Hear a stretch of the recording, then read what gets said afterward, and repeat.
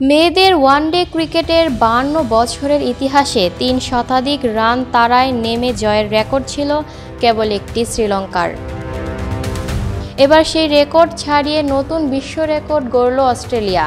চলমান বিশ্বকাপে ভারতের দেওয়া 330 রানের লক্ষ্য তাড়া করে 3 উইকেটের জয়ে নতুন বিশ্ব রেকর্ড গড়েছে অজিরা। মেয়েদের ওয়ানডেতে সর্বোচ্চ লক্ষ্য ছুঁয়ে জয়ের রেকর্ডটা ছিল শ্রীলঙ্কার।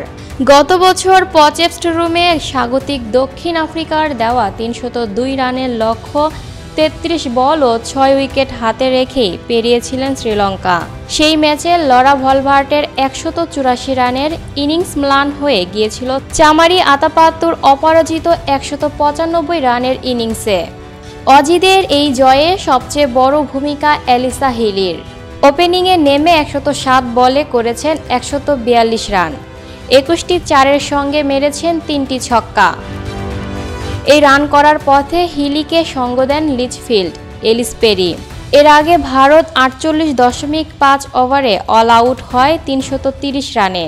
স্মৃতি মান্ধানা 66 বলে 80 রান করার পথে নারী ওয়ানডে ইতিহাসে প্রথম ব্যাটার হিসেবে এক পঞ্জিকা বর্ষে 1000 রানের রেকর্ডের সঙ্গে ছুঁয়েছেন 5000 রানের মাইল ফলকও।